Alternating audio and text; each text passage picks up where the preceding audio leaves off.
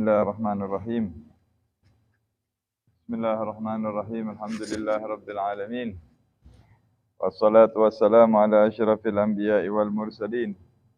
Sayyidina wa maulana Muhammadin wa ala alihi wa sahbihi wat tabi'in wa tabi'it tabi'in wa man tabi'ahum bi ihsanin ila yaumiddin wa alaina ma'ahum wa fihim bi rahmatika ya arhamar rahimin. Allahumma ij'al jam'ana hadza jam'an marhuma wa tafarruqana min ba'dihi tafarruqan ma'suma wa la taj'al fina wa la minna wa la ma'ana syaqiyan wa la mahruma bi rahmatika ya arhamar rahimin. Amma ba'du. Subhanaka la ilma lana illa ma 'allamtana innaka antal alimul hakim wa tub 'alaina innaka antat tawwabur rahim.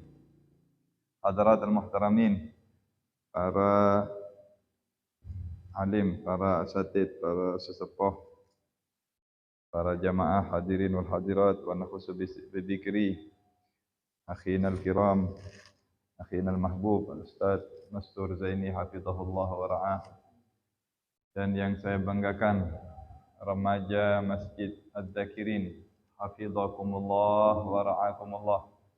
Mudah-mudahan kalian selalu dilindungi oleh Allah Subhanahu wa taala, diistiqamahkan terus oleh Allah Subhanahu wa taala, dan segala hajat-hajatnya dikabulkan oleh Allah Subhanahu wa taala. Mudah-mudahan kuliah senja yang diadakan oleh remaja Masjid Adz-Dzakirin ini besar manfaatnya, besar barokahnya, dan Allah Subhanahu wa taala mengabulkan semua ibadah-ibadah kita. Amin amin ya rabbal alamin. Di antara ibadah-ibadah yang kita diperintahkan untuk kita kerjakan di bulan suci Ramadan, di samping kita memperbanyak salat, memperbanyak ngaji, tadarusul Quran, sedekah, ibadah belajar menuntut ilmu seperti ini juga sangat besar pahalanya, sangat banyak manfaatnya, dan sangat agung. Di luar bulan Ramadan besar, apalagi di bulan suci Ramadan. Alhamdulillah kita bisa mengisi waktu kita sebagian untuk belajar ilmu agama, dan nanti di akhirat setiap orang masing-masing di antara kita itu punya khazanah, punya lemari. Kita di rumah punya lemari ya? Punya lemari. Isinya apa? Baju, buku, dan barang-barang yang kita miliki. Kata Nabi Allah Isa alaihissalam, "Inna hadzal laili wan nahar khazanatan." Sesungguhnya siang dan malam ini ibarat lemari-lemari. Satu hari ada 24 jam. Nanti 24 jam ini akan menjelma sebagai 24 lemari. Itu milik kita. Apa yang ada di dalam lemari tersebut, apa yang kita kerjakan di waktu-waktu itu, itulah yang ada di dalam lemari. Sore ini kita mungkin duduk 1 jam kurang lebih. Ketika dibuka nanti di akhirat, kita akan bangga dengan waktu ini yang kita gunakan untuk menuntut ilmu. Itu akan keluar cahaya ketika kita buka lemari itu, akan keluar cahaya, dan kita akan bahagia, kita akan senang. Kenapa? Waktu itu terisi dengan ibadah kepada Allah Subhanahu wa taala. Adapun orang-orang yang waktunya diisi dengan kekosongan, ketika dibuka lemarinya nggak ada isinya. Kita kalau punya lemari dibuka nggak ada isinya, sedih. Apa sih kalau ada isinya? Yang mau kita ambil apa? Nggak ada isinya lemarinya. Yang lebih menyedihkan lagi, apabila kita buka lemari tadi diisi dengan maksiat-maksiat kepada Allah Subhanahu wa taala, diisi dengan pelanggaran-pelanggaran kepada Allah. Di waktu yang mulia, di waktu-waktu yang banyak karunia Allah, ternyata kita lewatkan untuk bermaksiat atau menentang perintah Allah Subhanahu wa taala. Maka kita akan menangis, kita akan menyesal. Ketika dibuka lemarinya, kita melihat isinya kegelapan, terisi dengan zulumat, ya, gelap, dan kita menangis menyesal. Bukan cuma orang yang masuk neraka yang menyesal, sebagian banyak orang masuk surga juga menyesal. Menyesal kenapa? Karena melihat ada saudaranya yang lebih tinggi pangkatnya. Kita di dunia ini, di dunia saja, kalau kita punya teman, tapi teman kita itu lalu punya pangkat, punya harta banyak, dia bisa sedekah, punya ini. Kita yang nggak punya, kita merasa, kenapa ya saya nggak seperti dia? Kenapa saya kalah dengan seperti dia? Itu gambaran kecil saja. Di surga ini derajat sangat tinggi bagi mereka yang bersungguh-sungguh di bulan suci Ramadan, mengkuat ibadah, puasa, tadarus, dan betul-betul mengharap karunia Allah, pangkat-pangkat yang tinggi yang akan banyak membuat orang-orang di bawahnya menyesal, membuat orang-orang di bawahnya kastah, tapi penyesalan di akhirat tidak ada gunanya. Karena itu sebelum kita menyesal di dunia ini, kita hendaknya memperbanyak ibadah kepada Allah Subhanahu wa taala, terlebih-lebih saat ini di bulan suci Ramadan, terlebih-lebih kita akan memasuki malam-malam terakhir, 10 malam terakhir di bulan suci Ramadan. Hadirin wal hadirat, para jamaah yang dirahmati oleh Allah Subhanahu wa taala, baik yang hadir ataupun yang menyaksikan melalui media sosial. Insyaallah ini banyak yang menayangkan di sini, subhanallah. Ibadah puasa ini kita melihat banyak dibuat mainan oleh umat Islam. Kita mau jujur atau tidak, di sekitar kita, masyarakat kita masih banyak yang tidak puasa. Betul? Ini fakta ya. Dan banyak pemuda-pemuda masih muda, masih kekar, mungkin umurnya baru 20-an, 30-an, sehat, tapi mereka tidak puasa. Kuat, tapi mereka tidak puasa. Sebuah fenomena yang tentunya ini menyakitkan hati, dan harus dicari solusi bagaimana mereka itu bisa mendapatkan hidayah dan berpuasa. Ibadah puasa ini yang dianggap remeh oleh manusia. Kata Sayyidina Sufyan ibn Uyainah, Yaumul qiyamah a'malul ibad yata'allaq bi khusama'ihi. Nanti di hari kiamat, amal perbuatan manusia ini itu tergantung. Tergantung apa? Tergantung dengan keadaan manusia tadi. Amal kita itu bisa jadi milik kita, bisa jadi milik orang lain. Kenapa? Karena di akhirat manusia ini akan saling tuntut-menuntut satu sama yang lain. Jika misal di dalam kehidupan di dunia seseorang punya kezaliman kepada orang lain. Misal si A berbuat zalim kepada si B, dizalimi si B. Amal ibadahnya si A ini nanti bisa Allah ambil, bisa Allah berikan kepada si B. Salatnya, sedekahnya, umrohnya, haji plusnya, atau apa saja bisa dibuat untuk membayar kezaliman-kezaliman atau pelanggaran-pelanggaran yang pernah dia kerjakan kepada saudaranya. Kita pernah menipu seseorang, mau bayar pakai apa di akhirat? Maaf, uang rupiah, uang dolar tidak laku di akhirat. Anda punya toko, Anda punya sawah, Anda punya pabrik, itu nggak laku di akhirat. Yang ada di akhirat amal perbuatan. Nah, ketika seseorang punya kezaliman kepada orang lain, maka amal-amal ibadahnya, bekal-bekalnya, sangunya itu yang Allah nanti akan bayarkan.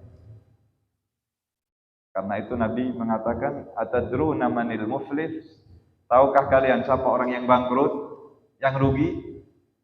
Bukan yang tokonya terbakar, bukan yang usahanya jatuh. Itu urusan dunia kecil. Yang bangkrut itu orang sudah ibadah, sholat sekian tahun, zakat, umroh, banyak macam-macam ibadah, tetapi nanti habis dibagi-bagikan kepada orang lain. Nah, saya mau ngasih garis bawah tentang puasa. Puasa itu Allah menyebutkan dalam hadis qudsi, As-shaumu li wa ana ajzi bih.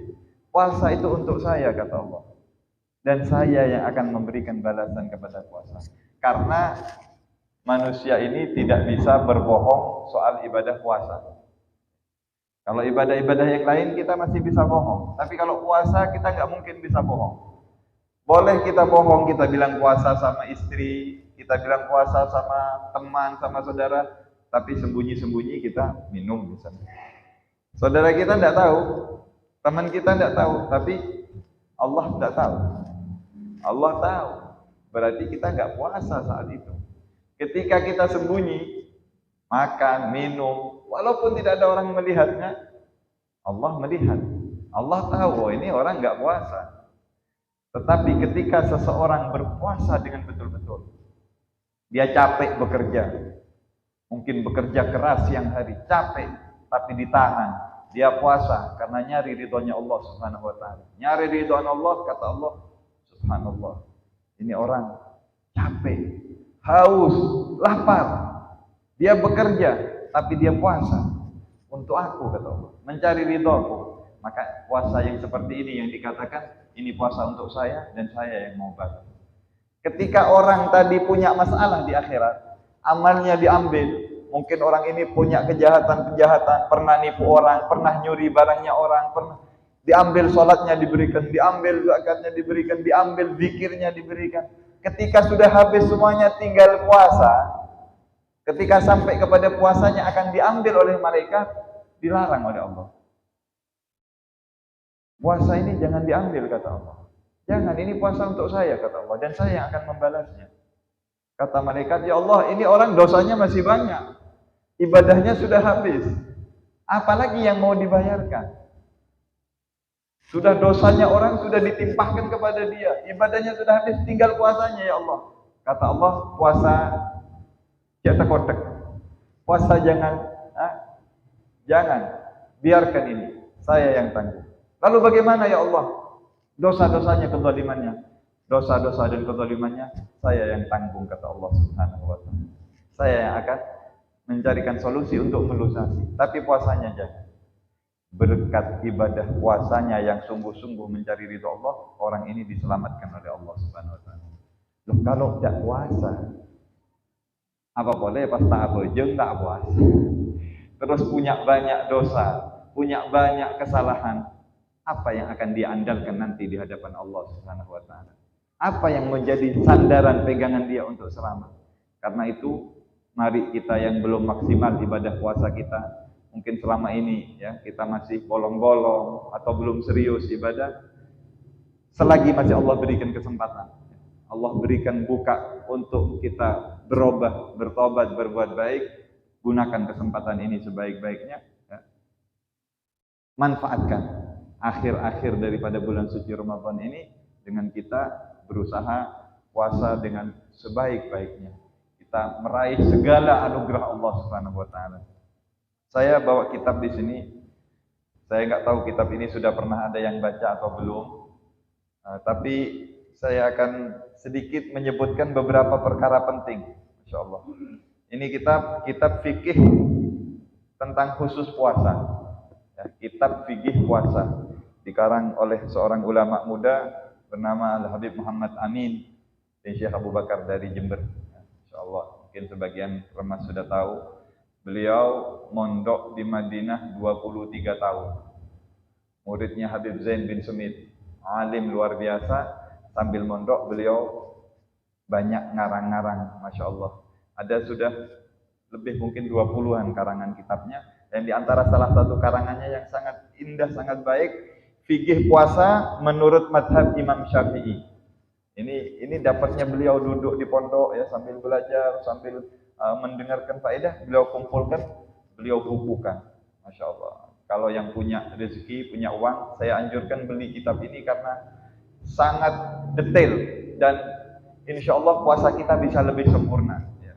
Saya sebutkan beberapa perkara-perkara inti saja, beberapa perkara penting yang mungkin kita bisa mengambil manfaatnya, intisarinya dari kitab ini.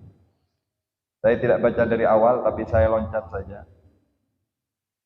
Di antaranya beliau menganjurkan kepada kita di kitab ini, agar sholat sunnah witir kita kerjakan secara rutin, dan kalau bisa witir itu ditambah. Nah ini kebanyakan kita itu sholat di masjid, sholat isya, sholat tarawih, setelah itu sholat witir 3 rakaat. Habis witir 3 rakaat kita pulang, biasanya kita sudah nggak sholat lagi, mau deki sopun, ya karena sudah sholat witir. Ini banyak orang salah paham di sini. Kalau sudah sholat witir, sudah selesai, sudah nggak sholat lagi. Sayang, kata beliau boleh. Kita kalau sudah sholat witir di masjid, dilanggar, sudah 3 rakaat, witir itu jumlahnya 11 rakaat. Kita baru sholat berapa? 3. Berarti kita masih bisa sholat 8. Nah, kalau bisa di bulan Ramadan itu disempurnakan sholat witir itu, apalagi di 10 hari malam ini. Tambah, kita di rumah kerjakan witirnya. Tapi witirnya 2 sudah. Ya. 2 sampai 8 cukup sudah. Yang pertama tadi yang ganjil, yang witir tadi sudah kita kerjakan di masjid. Habib, misal ini ya, ada mengatakan, tapi kan Nabi suruh akhiri sholat kita dengan witir, yang terakhir 1. Kalau kita mau mengakhiri sholat kita jadi 1, sholat witir lagi setelah kita sholat di masjid, sholat witir lagi 1 rakaat. Kita tadi sholat di masjid 3, ya. Kita sholat lagi 1 rakaat, jadi berapa? 4 sudah. Ganjil lagi sudah. Genap lagi sekarang, bukan ganjil. Sudah 2. Nah, baru nanti kita mau sholat tasbih, sholat tahajud, sholat ini tutup terakhir dengan sholat witir, genapkan terakhir kerjakan 1. Boleh seperti itu, ya. Ada 2 cara. Ya, kalau kita misalnya mau menutup dengan sholat yang ganjil yang 1, setelah di masjid itu kita sholat lagi 1 rakaat. Nah, jadi sekarang genap sudah, bukan witir sudah, bukan ganjil. Nah, baru nanti terakhir sebelum kita akhiri sholat kita tengah malam atau sebelum subuh, sholat witir 3 rakaat atau 1 rakaat. Kalau bisa digenapkan witirnya 11 rakaat. Atau kalau mau ikut pendapat ulama yang kuat juga, cukup sudah witir di masjid dilanggar 3 rakaat itu cukup, kita tinggal nambah 2. Salat kita tambah 2, nanti tutup dengan salat witir 2 rakaat. Sama saja. Itu 2 pendapat dari ulama, boleh. Ini kadang-kadang saya sering juga mendengar orang, kita kalau sudah witir nggak boleh sholat lagi. Bukan dimaksud nggak boleh sholat lagi, jadikan penutup sholatmu itu witir. Tapi kalau kita baru sholat di musola, kita ingin sholat lagi, ingin sholat tahajud, ingin sholat tasbih, silahkan perbanyak di bulan suci Ramadan ini, perbanyak sholat ya. Jangan kita hanya mencukupkan dengan yang sholat dilanggar. Itu kalau di Tarim, kebiasaan orang-orang Yaman, saya mungkin sudah pernah cerita. Orang-orang itu nggak cukup sholat tarawih 1 kali. Ada mereka yang sholat tarawih 3 kali. Ada yang sholat 4 kali. Kenapa? Karena masjid-masjid di sana membagi-bagi waktu. Ada masjid yang sholat tarawihnya seperti biasa, adzan isya jam 7. Ada masjid yang sholat tarawihnya jam 9. Ada masjid yang sholat tarawihnya jam 10. Ada yang jam 11 seperti Masjid Pak Alwi. Ada yang jam 12 seperti Masjid Mukhbar. Ada yang jam 2 seperti Masjid Jami' tadi. Itu setiap malam dari awal Ramadan sampai akhir Ramadan. Salat tarawihnya dibagi-bagi jamnya seperti itu. Sehingga bagi mereka yang tidak sempat sholat di awal Isya, bisa ngikut sholat yang jam 10. Atau nggak sempat bisa ngikut sholat, mungkin ada orang yang bekerja, jaga toko atau jaga kantor, nggak bisa. Ada sholat jam 12. Ada sholat jam 2 malam, dibuka kesempatan untuk ibadah. Dan sebagian besar mereka yang sholat di awal, sholat lagi nambah. Ada yang nambah 2 kali, ada yang nambah 3 kali. Jadi ini termasuk ibadah yang paling penting untuk diperbanyak di bulan suci Ramadan adalah sholat. Ya. Kerjakan. Kemudian ada perkara yang sering terjadi ketika buka puasa. Nah, ini penting, ini menarik. Ketika kita buka puasa, biasanya kita itu sibuk makan dan minum, lupa menjawab adzan. Coba ingat-ingat. Ingat buka-buka. Jawab adzan apa tidak? Hah? Nggak jawab. Kenapa? Lapar, sibuk, haus. Di hadapan kita ada es teler, ada es sirup, ada makanan lezat-lezat. Kadang kita lupa. Adzan itu, ini penting ya. Menjawab adzan ketika kita buka, bisa kita jawab sambil kita makan korma. Orang sambil ngobrol kita bisa kok. Yang sering kita tuh buka sambil ngobrol, sambil ngomong sama teman, sambil lupa menjawab panggilan adzan. Nah, ini disayangkan. Menjawab panggilan adzan itu sangat penting. Besar pahalanya, apalagi ketika buka puasa. Dan tentunya juga doa buka puasa. Nah, ini disebutkan di sini adab-adabnya berbuka. Bagaimana mestinya berbuka, dengan apa kita berbuka yang bagus, berbuka yang baik dengan yang manis-manis. Kalau ada korma, seperti yang dianjurkan Nabi Muhammad SAW. Kalau nggak ada korma, nggak ada air, minuman yang manis. Itu karena untuk mengembalikan tenaga. Kemudian menjawab panggilan adzan. Jadi sambil makan, adzan, Allahu Akbar, kita jawab. Asyhadu an la ilaha illallah, kita jawab. Hayya 'alas shalah, la haula wala quwwata illa billah. Ini banyak sekali. Kalau kita perhatikan, apalagi di masjid-masjid, di musala-musala, yang sering ngobrol, yang sering sambil bincang-bincang, lupa menjawab panggilan adzan. Nah, ini perlu diperhatikan ketika kita buka, jangan bicara. Kuncinya kalau kita mau bisa melaksanakan, jangan bicara ketika buka itu, kecuali seperlunya. Fokus, baca doa, jawab panggilan adzan sambil makan. Makan korma, makan takjil, ya. Takjil. Nah, itu hal yang sangat penting ya ketika berbuka puasa. Waktu buka puasa ini waktu yang mustajab doa. Makanya di sini disebutkan banyak doa sekali. Ada yang panjang, ada yang pendek, ada yang panjang doa di sini. Ya.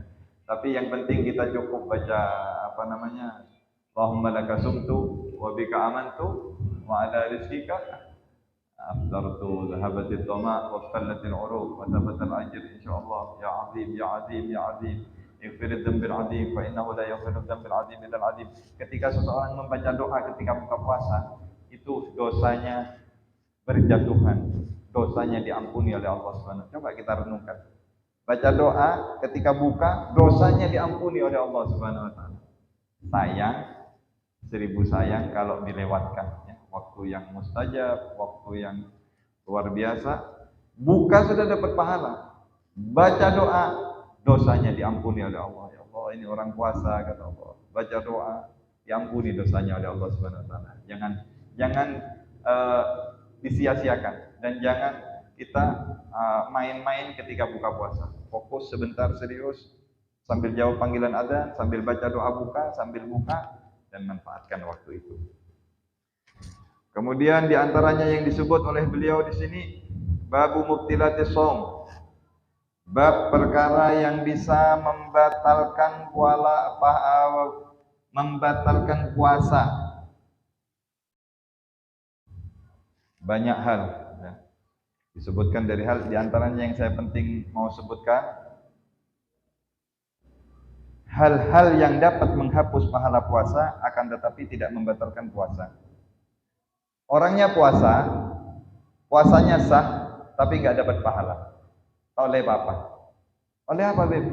Oleh pengalaman. Pernah pelkak, pernah lapar. Ganjaran ada. Nah, ini disebutkan oleh beliau ada 6. Hal-hal yang dapat menghapuskan atau menghilangkan pahala puasanya tetapi puasanya sah. Sah puasanya. Yang tak ganjaran. Apa kata beliau? Ada 6. Dari 6 ini 5 berkaitan dengan lidah, lisan atau ucapan. 1 berkaitan dengan mata, pandangan. Apa itu 6 perkara? Pertama, ghibah. Yang kedua, namimah. Ya, ghibah, membicarakan kejelekan orang. Arasanin juga orang. Kompes bahasan, tale pahala. Makanya jangan banyak ngobrol kalau bulan Ramadan itu, kalau pengen selamat ya. Jangan banyak nongkrong, jangan banyak ngobrol. Kalau kita banyak nongkrong, banyak ngobrol, akhirnya kita kebawa nggak sadar ngomongin orang. Mau selamat menyendiri, teduh nggak apa-apa sekalian. Daripada bertawari, daripada ngobrol, bagus menyendiri. Kalau nggak ada kebaikan, nggak ada kegiatan yang positif, menyendiri. Tapi bagus tidur daripada ngomongin orang. Ghibah, ini yang menghilangkan pahalanya. 2, namimah. Naudzubillah, mengadu domba. Sana bilang A, ke sini bilang B. Ke sana bilang begini, ke sana omongannya lain. Itu namam, bukan ngadu domba. Hilang pahala puasanya. Nomor 3, kizib, bohong. Berbohong atau berdusta. Nomor 4, yaminul kadzib, bersumpah palsu. Hati-hati yang berdagang ya. Wallah ini asli ini. Haram nih Kang. Asli. Ternyata bukan yang asli. Sumpah palsu. Nomor 5, berbicara, berkata-kata yang kotor. Man lam yada' qaula zur wal amala bih falaysa lillahi hajah fi an yad'a ta'amahu wa syarabahu. Berkata-kata yang kotor, berkata-kata yang jelek. 5, berkaitan dengan lisan. 1, berkaitan dengan mata, memandang sesuatu yang diharamkan oleh Allah Subhanahu wa taala.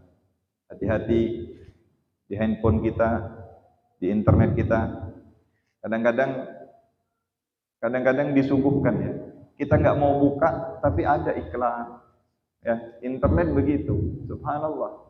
Orang yang mungkin nggak ada niatan untuk buka maksiat, tapi karena ada sponsor, ada tawaran dengan kata-kata yang menarik, akhirnya iseng. Apa nih? Internet ngasih tawaran. Subhanallah, sekarang itu mau maksiat kita enggak usah nyari, kita ditawarkan. Ini sudah akhir zaman. Kemudian diantaranya beberapa hal yang beliau sebut di sini untuk orang yang tidak berpuasa tetapi tidak perlu mengqadha puasanya. Ada orang-orang boleh tidak puasa dan tidak perlu mengqadha. Tak perlu qadha puasa. Siapa? Di sini panjang ya, tapi saya singkat saja. Disebutkan oleh beliau, yang pertama orang yang lanjut usia. Mungkin kita di rumah punya keluarga, sudah umurnya 90 tahun atau 100 tahun, sudah nggak mampu puasa. Nah, itu orang tua seperti itu diterangkan oleh beliau tidak wajib mengqadha puasanya, tapi cukup membayar fidyah, membayar 1 mud beras. Berapa 1 mud beras itu? 750 gram atau 1 kilo kurang 1/4. Nah, 1 hari puasanya diganti fidyah 1 mud, 1 kilo kurang 1/4. Jadi kalau kita punya orang-orang tua yang sudah nggak mampu puasa, yuk paksa puasa nih, tapi cukup membayar fidyah 1 harinya 1 mud, dikalikan nanti dia sebulan nggak puasa, dibayarkan di akhir bulan, dibayarkan berasnya 1 mud. Atau bukan orang tua, tapi seseorang yang sakit berkepanjangan. Mungkin ada orang masih muda, tapi dia sakit, mungkin sudah nggak bangun dari tempat tidur, atau dia pakai obat terus gitu. Orang yang sakit dan sulit untuk disembuhkan penyakitnya, itu juga tidak wajib mengqadha puasanya, tapi bayar denda, bayar fidyah 1 mud. Kecuali misal nih, ada orang sakit panjang puluhan tahun. Setelah dia sakit panjang, ternyata Allah berikan kesembuhan sama dia. Dia sudah beberapa tahun nggak puasa, tapi bayar fidyah. Tetapi setelah sekian lama, Allah sembuhkan penyakitnya. Sehat lagi ini orang dan kuat puasa. Nah, kalau orang seperti itu dia berkewajiban untuk mengqadha puasanya. Sakit yang dimaksud sini sakit yang tidak diharapkan bisa sembuh lagi. Tapi kalau misalnya nih orang ini sakit berkepanjangan, sudah bayar fidyah, sudah nggak puasa, tetapi setelah itu mungkin dapat mukjizat, dapat keistimewaan, disembuhkan penyakitnya, sehat lagi, maka orang itu kembali harus membayar puasanya, ya, mengqadha puasanya kalau sehat lagi. Ini diantara yang disebutkan di sini beberapa perkara. Kemudian disebutkan juga di sini tentang Lailatul Qadar. Nah, karena kita mulai malam ini, kita malam ini akan memasuki malam 21 Ramadan. Alhamdulillah, hari ini kita sampai hari 20 Ramadan. Malam ini kita akan memasuki malam 21 Ramadan. Ini karunia yang besar dari Allah Subhanahu wa taala. Ya, dan ingat jamaah, al-umuru bi khawatimiha. Segala perkara itu tergantung penutupnya. Ramadan kita tahun ini, maaf, sebab banyak yang semangat di bulan Ramadan cuman hari-hari pertamanya. Tarawih biasanya masjid langker tak kebuat malam pertama, kedua, ketiga. Tapi sekarang sudah mulai pertengahan ke belakang sudah mulai kendor gitu. Bahkan banyak yang sudah nggak salat lagi ya. Banyak nggak ini? Ini ada,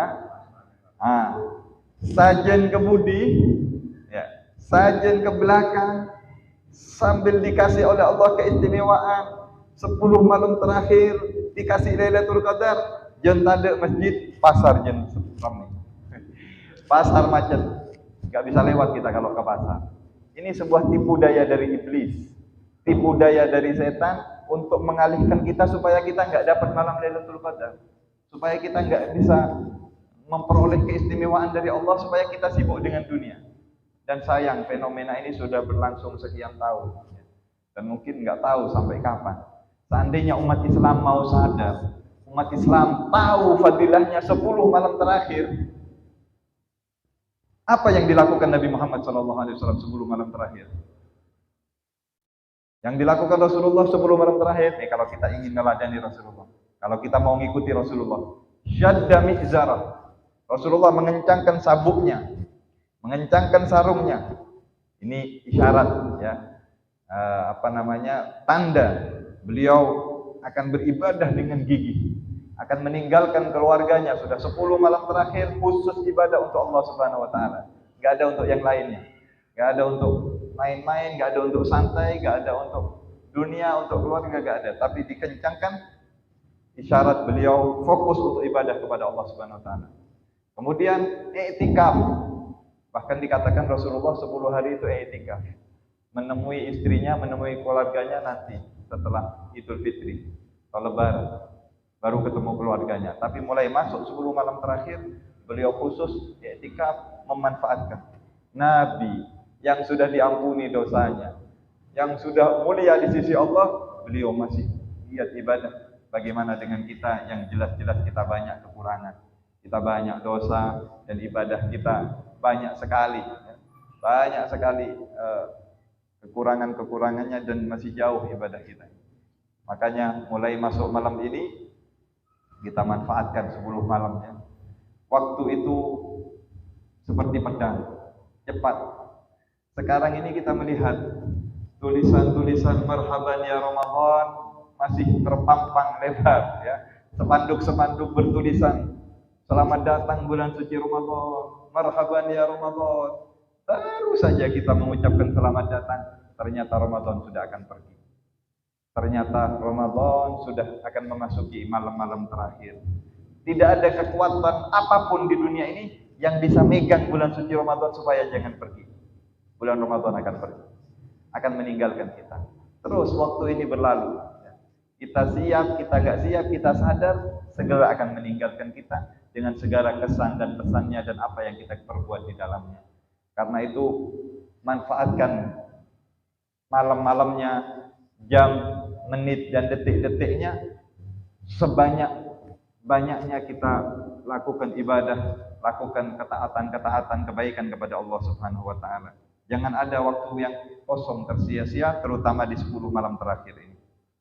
Nah, kita tahu di 10 malam terakhir ini kebanyakan pendapat daripada ulama, daripada orang-orang saleh, mereka mengatakan malam Lailatul Qadar, malam Lailatul Qadar Apa itu Lailatul Qadar? Diterangkan di kitab ini. Namanya qadar itu yang berharga, yang berkedudukan. Lailatul Qadar. Qadar artinya yang mulia. Lailatul Qadar malam yang mulia. Kita sudah tahu lebih dari 1000 bulan. Sebenarnya bukan 1000 bulan itu yang dimaksud, sebagian sampai ditafsirkan 84 tahun 4 bulan ya, 1000 bulan. Sebenarnya kata-kata 1000 itu di dalam bahasa Arab untuk mengungkapkan banyak. Kalau sudah di dalam bahasa Arab disebutkan 1000, artinya banyak. Dimaksudkan dengan Lailatul Qadar lebih baik dari 1000 bulan, artinya lebih baik, jauh lebih banyak dari 1000 bulan. Bukan sama, tapi jauh lebih banyak. Berapa lebih banyaknya? Wallahu a'lam. Mungkin bisa 2000 bulan, bisa 3000 bulan, bisa 1.000.000 bulan. Wallahu a'lam. Allah sebutkan lebih khairun, lebih baik daripada 1000 bulan, artinya dari banyak waktu. Sedikit kita gunakan malam Lailatul Qadar itu untuk ibadah, maka itu lebih banyak daripada kita beribadah sekian puluh atau sekian ratus tahun nanti. Sayang ya, sayang ini sudah sisa 10 malam terakhir. Sedikit sudah jelas ini, 10 malam terakhir. Yuk kita bahas sebentar. Di kitab ini disebutkan Lailatul Qadar. Sebenarnya saya nggak perlu sebutkan, tapi di sini disebutkan. Ada tanda-tandanya, tanda-tanda malam Lailatul Qadar. Ya, kita ini kan orang biasanya imannya kita ini lemah. Kita ingin lebih spesifik lagi, lebih tahu tandanya. Oke lah. Sebenarnya kita nggak perlu cari. Kalau untuk orang soleh, setiap malam itu Lailatul Qadar. Untuk orang soleh, untuk orang yang tahu akan karunia Allah, karena setiap malam ini ada orang-orang yang dibebaskan dari neraka oleh Allah. Ada orang-orang yang dapat karunia, dapat pangkat yang agung di sisi Allah setiap malam. Jadi bagi orang-orang soleh ini sudah pahala yang besar, keistimewaan dari Allah yang tidak patut untuk disia-siakan. Tapi karena kita orangnya lemah, ulama menunjukkan ada tanda-tandanya. Ayo kita cari malam Lailatul Qadar. Apa tanda-tandanya malam Lailatul Qadar? Nah, begini, disebutkan di sini ya. Memang Lailatul Qadar itu malam. Tetapi setelah malam Lailatul Qadar, jangan misalnya nih, kita tahu, kita menemukan tanda-tanda malam Lailatul Qadar, setelah kita malam Lailatul Qadar, lalu setiap siang harinya kita sudah tidur, istirahat, enggak ibadah sama sekali. Jangan. Malam Lailatul Qadar itu mulia, dan hari setelah malam Lailatul Qadar, besok harinya itu juga mulia. Tetap kita kencangkan ibadah kita, fokus. Umpamanya ini, malam Lailatul Qadar terjadi nanti malam, misal malam 21 ini banyak pendapat ulama yang sering terjadi. Ulama mengatakan hati-hati malam 21 karena sering terjadi malam Lailatul Qadar malam ini. Misal kita sudah ibadah misalnya malam ini, lalu besok paginya, siangnya itu masih mulia. Itu termasuk dapat keagungan daripada malam Lailatul Qadar. Kita perbanyak juga ya, ngajinya tambah. Kalau bisa sedekah, kalau bisa perbanyak salat, kerjakan di hari setelah malam Lailatul Qadar itu. Tandanya malam Lailatul Qadar, suhu cuaca pada pagi harinya dalam keadaan sedang, tidak panas dan tidak dingin. Salah satu tandanya malam Lailatul Qadar. Kedua, sinar matahari lemah karena tertutup dengan cahayanya malaikat yang naik. Kita tahu malam Lailatul Qadar, tanazzalul malaikatu warruhu fiha biizni rabbihim min kulli amrin salamun hiya hatta matla'il fajr. Turun di malam Lailatul Qadar itu malaikat Jibril dan malaikat-malaikat dari langit, sampai dikatakan tidak ada jalan kecuali ada malaikat. Malaikat selamanin ke orang-orang, ke masjid, orang-orang Islam yang ibadah diselamani oleh malaikat. Tidak ada tempat kecuali ada malaikat. Dari banyaknya malaikat yang turun sampai pagi harinya. Nah, pagi hari itu malaikat bondong-bondong naik ke atas langit. Dari banyaknya malaikat yang naik, sinar matahari lemah. Ya, kena tutup sebagian dari malaikat ini. Di antara tanda-tandanya Lailatul Qadar, nah ini menarik di kitab ini. Tanda Lailatul Qadar, air laut menjadi tawar atau tidak asin pada malam harinya. Nah, saya di tretan budaya pesisir bengkir tasai telepon. Ini misalnya ya. Ya mungkin bukan pas tawar-tawar, tapi tidak seasin seperti ini. Air laut di malam Lailatul Qadar itu menjadi tawar. Di Bondowoso nggak ada laut, jadi tak usah antar ke Pasir Putih atau tak usah nyari tasik. Tapi sudah cukup ya. Sebenarnya saya katakan nggak perlu kita cari tanda-tandanya. Kalau kita fokus tiap malam ibadah, kita dapat Lailatul Qadar. Nah, di sini disebutkan juga tentang pendapat kapan waktunya terjadi malam Lailatul Qadar. Nah, ini menarik ini. Beliau menyebutkan beberapa pendapat ulama. Pertama pendapatnya Sayyidina Ali bin Abi Thalib, sahabatnya Rasulullah, menantunya Nabi Muhammad, suaminya Siti Fatimah. Kata Sayyidina Ali, Lailatul Qadar itu sering terjadi malam 19 Ramadan. Beri malam. Kata Sayyidina Ali, pendapat Sayyidina Ali. Kemudian pendapat Imam Syafi'i, Lailatul Qadar itu sering terjadi di 10 malam terakhir, dan yang paling sering terjadi yaitu pada malam 21 dan 23 Ramadan. Nanti malam dan nanti Minggu malam Senin. Dan nanti kan Jumat malam Selasa. Ya, nanti 21 sama malam 23. Pendapat Imam Syafi'i kalau Anda mau mengikuti. Sahabat Ibnu Mas'ud berpendapat 17 Ramadan. Yang sering terjadi malam Lailatul Qadar 17. Are bon kalebet kon Lailatul Qadar. Nuzulul Quran. Pendapat Sayyidina Anas bin Malik lebih sarah boleh nih Kak. Ini sahabat Nabi yang 10 tahun berkhidmat sama Nabi. Lailatul Qadar itu sering terjadi malam pertama di bulan Ramadan. Malam pertama. Awal. Pendapat dari madhab ulama Maliki, beliau mengatakan Lailatul Qadar itu terjadi di bulan Ramadan pada tanggal 27 Ramadan. Dan perhatikan, malam 27 Ramadan itu kemungkinan akan jatuh tahun ini pada malam Jumat. Kata ulama, kalau malam Jumat ada di malam-malam ganjil di bulan suci Ramadan, kemungkinan besar itu malam Lailatul Qadar. Nah, itu akan jatuh ya. Malam Jumat akan jatuh tanggal 27 Ramadan di Jumat yang akan datang. Hati-hati, manfaatkan ya, jangan disia-siakan karena banyak sekali ulama berpendapat malam 27.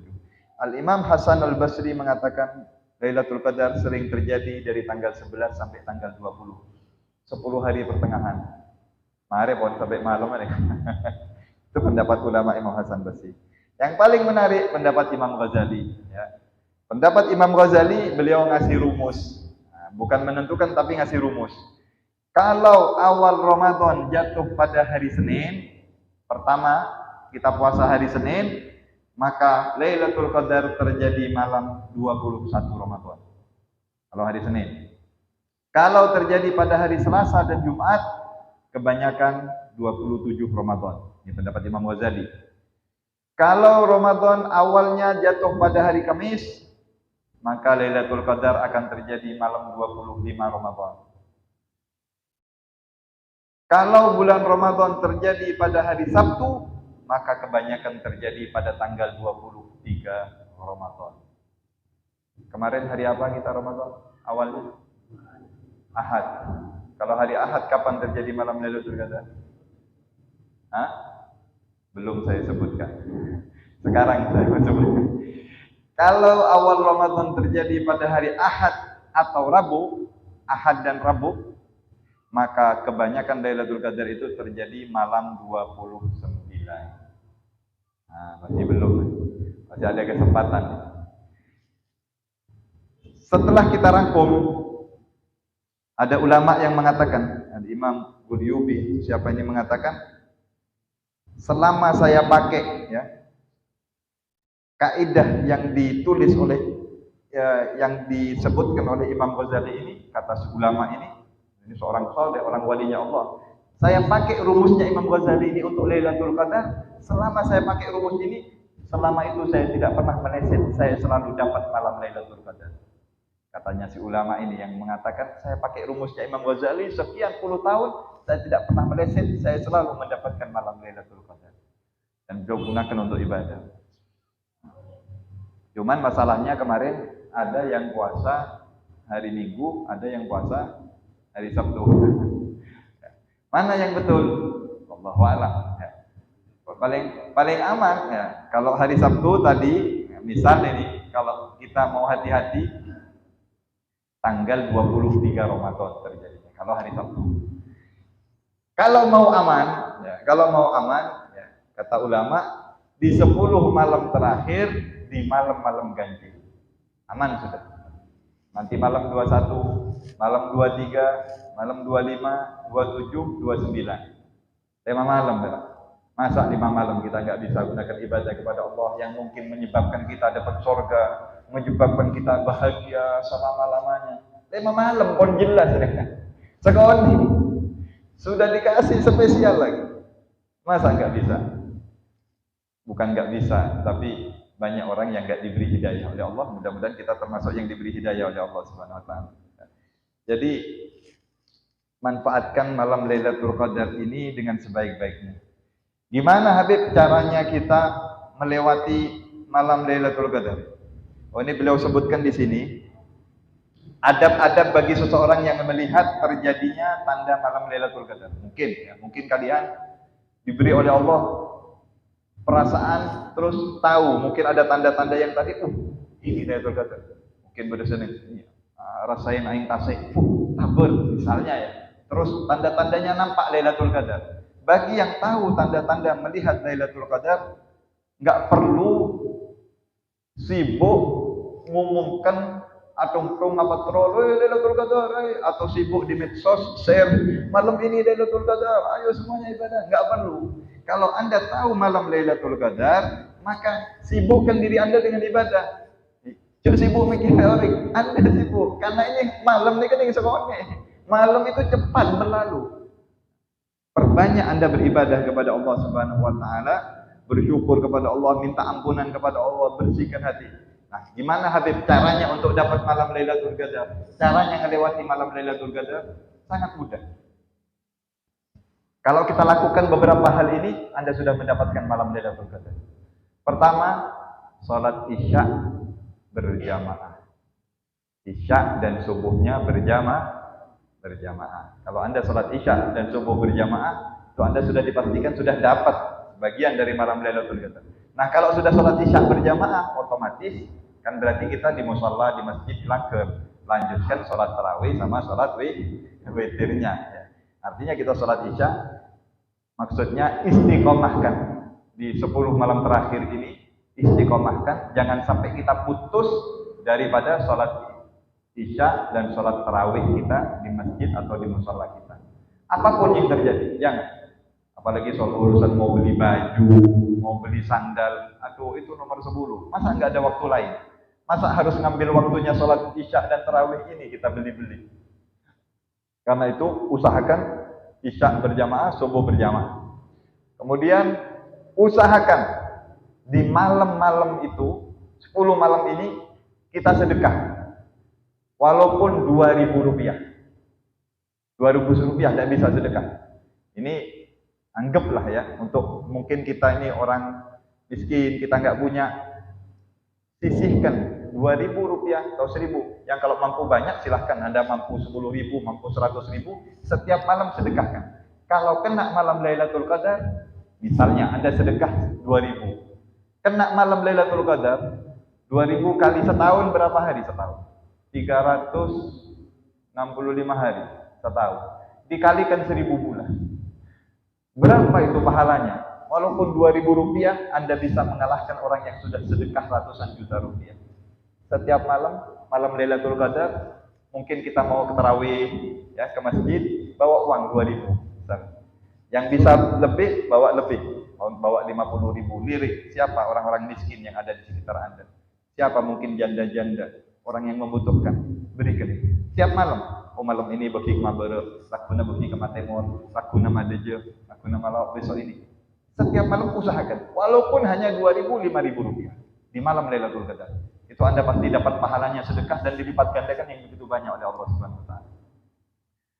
Mundi celengan, buka celengan. Ya, tidak punya uang, Bib, hanya punya celengan, buka celengannya, sedekahkan, nanti diganti berlipat-lipat oleh Allah Subhanahu Wa Taala. Salat subuh, salat Isya berjamaah, salat subuh berjamaah, sedekah setiap malam. Tadarus Quran setiap malam. Ngaji walaupun hanya selembar. Kalau bisa 1 juz, kalau bisa silahkan ya. Mau ambil berapa juz. Misalnya 10 malam ini niat mau menghatamkan Al-Quran. Berarti kalau 10 malam, tiap malamnya 3 juz. Apa sih 3 juz itu? 1 juznya nggak sampai setengah jam. Kalau 3 juz berarti 1,5 jam. Kali 10 malam, hatam 30 juz. Kita yang nggak pernah ngatamkan Al-Quran. Beb, saya bacanya nggak bisa cepat, pelan-pelan. Oke, pelan-pelan. Bacanya terpatah-patah. Berapa? 1 juz berapa jam? 1 jam, 1 juz, misalnya 1 jam. Tidak bisa Anda menyisihkan satu jam untuk 1 malam. Ini malam, dari mulai jam 7, mulai jam 6 sampai jam 6 pagi. 12 jam. Tidak bisa Anda sisihkan 1 jam untuk kalam Allah, firman-Nya Allah. Berapa jam Anda duduk dengan handphone? Berapa jam Anda ngobrol dengan teman? Berapa jam Anda jagungan? Berapa jam Anda duduk di depan TV? Masa 1 jam untuk kalam Allah di malam-malam yang kemungkinan ada Lailatul Qadar kita nggak sempat. Itu manfaatkan. Ngaji walaupun 1 juz, walaupun 1 lembar, katakan dari 1 lembar. Bisa dikalikan 365 hari dikalikan 1000 bulan. Berapa itu? Berapa ibadah? Makanya umatnya Nabi ini umat yang terakhir, tapi pertama nanti masuk surga. Kenapa? Umurnya pendek, umurnya 60 tahun, 70 tahun, tapi amalnya mengalahkan umat yang sudah ribuan tahun. Umat-umat Nabi dahulu umurnya 1000 tahun, 2000 tahun. Tapi kalau ditimbang amal ibadahnya kalah sama kita. Termasuk kita punya Lailatul Qadar. Kita punya Nabi Muhammad SAW, ya. Salawat kepada Rasulullah dilipat gandakan. Ya. Pahalanya begitu besar oleh Allah dan banyak sekali hadiah-hadiah yang Allah berikan kepada kita. Salat, sedekah, ngaji, kemudian perbanyak misalnya ini. Perbanyak baca Qul Huwallahu Ahad. Paling tidak setiap malam istiqomahkan 3 kali Qul Huwallahu Ahad. Berat Qul Huwallahu Ahad. Mudah membaca Qul Huwallahu Ahad 3 kali seperti menghatamkan Al-Qur'an. Kalau kita istiqomah tiap malam baca Qul Huwallahu Ahad. Kalau perlu jangan 3 kali tapi perbanyak. Baca 100 kali, berapa kali kita? Seakan-akan kita menghatamkan Al-Qur'an sekian kali. Ya. Kalau 30 kali kita baca Qul Huwallahu Ahad, seakan-akan kita menghatamkan 10 kali Al-Quran. Kalau kena malam Lailatul Qadar, berapa itu? Zikir-zikir itu perbanyak. Ya. Qul Huwallahu Ahad ini dibaca, kemudian diantaranya juga yang punya orang tua, bakti sama orang tua, senangkan orang tuanya. Ya. Yang bisa berbuat kebaikan apapun, berbuat kebaikan. Lalu yang terpenting diantara kebaikan-kebaikan itu, kita berprasangka baik, ibadah kita akan diterima oleh Allah SWT. Banyak orang ibadah tapi diterima engkau. Apakah diterima? Dia berprasangka jelek kepada Allah. Atau mungkin dia mengatakan, wah saya ini banyak dosa, saya ini orang kotor, orang yang masa lalunya jelek. Kemudian dia pesimis. Ini malam Lailatul Qadar kita husnudzon. Ini ibadah yang besar. Sangka baik kepada Allah, sangka ibadah kita akan diterima oleh Allah. Walaupun ibadah kita banyak kurangnya, banyak cacatnya, nyangka baik kepada Allah. Ya Allah, saya nyangka kau akan ampuni saya. Saya menyangka kau akan terima ibadah saya ini walaupun sedikit. Walaupun amal kami ini enggak ada artinya.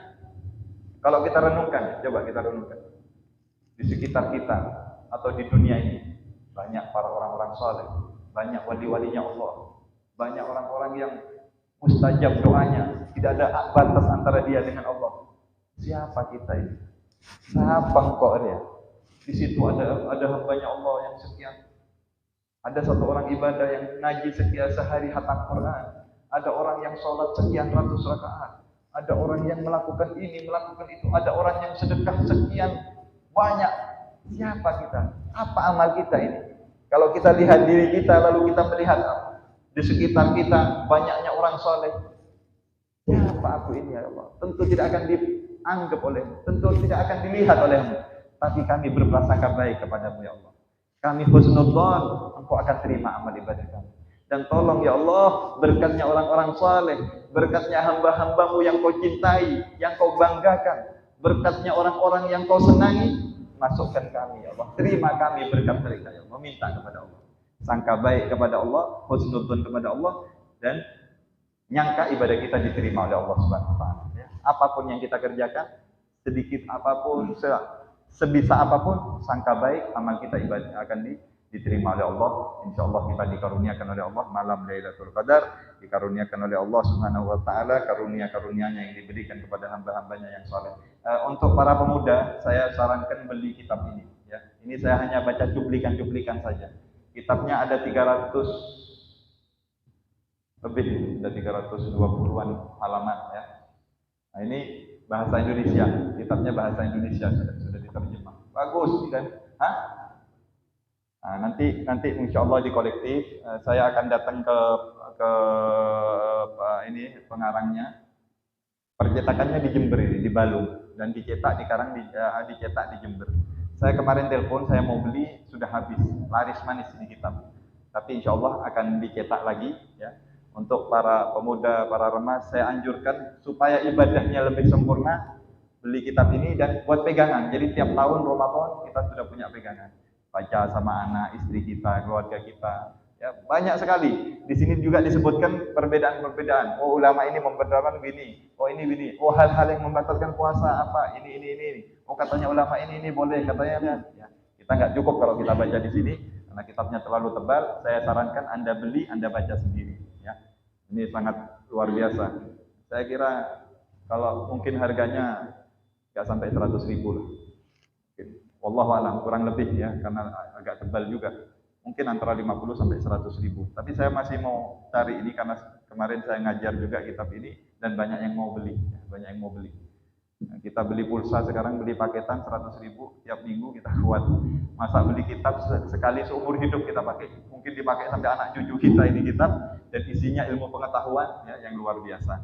Mudah-mudahan kajian sore ini diberkahi oleh Allah Subhanahu wa taala, kita mendapatkan manfaat yang besar. Dan sekali lagi kita berada di depan kesempatan emas yang belum tentu Allah berikan kesempatan ini di tahun yang akan datang.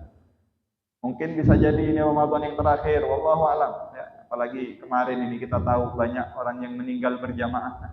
Pandemi kemarin banyak yang diambil oleh Allah Subhanahu wa taala. Tahun kemarin saudara-saudara kita banyak yang ada di sini sekarang sudah enggak ada. Insyaallah. Ustaz Taha termasuk teman kita. Masih muda. Sama mungkin seperti kita, masih muda, enggak tahu. Tapi wallahu a'lam apakah kita akan sampai ke tahun yang akan datang. Umur di tangan Allah Subhanahu wa taala. Selagi diberi kesempatan oleh Allah, ini kesempatan emas. Sudah jelas, waktunya sedikit, 10 malam. Jangan dibuang-buang, jangan disia-siakan. Buang hal-hal yang sia-sia. Perkara-perkara yang akan menyibukkan kita buang. Ya. Kalau bisa handphone kita jangan terlalu aktif di malam-malam ini, tetapi kita buat wifi langsung ke langit. Hati kita sambungkan kepada Allah Subhanahu wa taala, koneksikan dengan Allah, doa, munajat, minta kepada Allah. Insyaallah Allah Subhanahu wa taala muliakan kita, Allah karuniakan kita. Ya Rabb, Allahumma barik lana fima baqiya min Ramadan wa adrikna lailatul qadr ya arhamar rahimin. Akrimna bima akrabta bi ibadika salihin al muflihin. Ya Allah, ya Allah, ya Allah, ya Rabbah, ya Rabbah, ya Rabbah, ya Ghawthah, ya arhamar rahimin. La taj'al hadzal 'am akhir ahad. Ya Allah, بلغنا إلى رمضان ورمضان في سنة الآتية في خير ولطف وعافية ومع كمال الألطاف مع كمال الثبات مع كمال التمكين. يا الله أعنا على ذكرك وشكرك وحسن عبادتك. A'inna ala dzikrika wa syukrika wa husni ibadatik. Ya Allah, sebagaimana Kau beri taufik kepada hamba-hambamu yang saleh, yang Kau cintai untuk beribadah kepadamu, beriktikaf, memperbanyak salat, memperbanyak tadarus, beri kami taufik ya Allah, beri kami kekuatan ya Allah, beri kami hidayah ya Allah, ya arhamar rahimin, ya arhamar rahimin. Panjangkan umur kami ya Rabb. Pertemukan dengan Ramadan di tahun-tahun yang akan datang dalam keadaan lebih baik, dalam keadaan lebih istiqamah, dalam keadaan lebih Kau ridhai ya arhamar rahimin.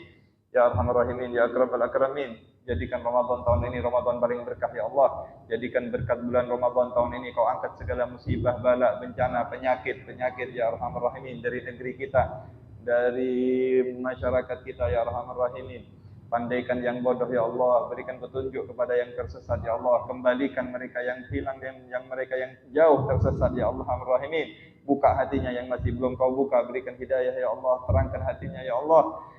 Selamatkan semuanya ya Rabb. Kumpulkan kami di surganya Engkau bersama Nabi Muhammad sallallahu alaihi wasallam. Akrimna bi ru'yatin Nabi Muhammad. Mudah-mudahan Allah karuniakan mata kita bisa melihat, bisa memandang wajahnya Nabi Muhammad sallallahu alaihi wasallam yaqadatan wa manaman.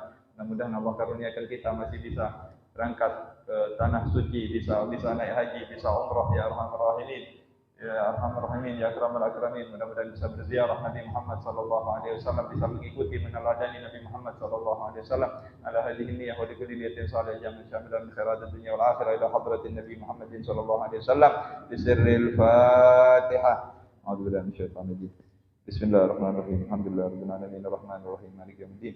Iyyaka na'budu wa iyyaka nasta'in ihdinas siratal mustaqim siratal ladzina an'amta 'alaihim ghairil maghdubi 'alaihim waladdallin.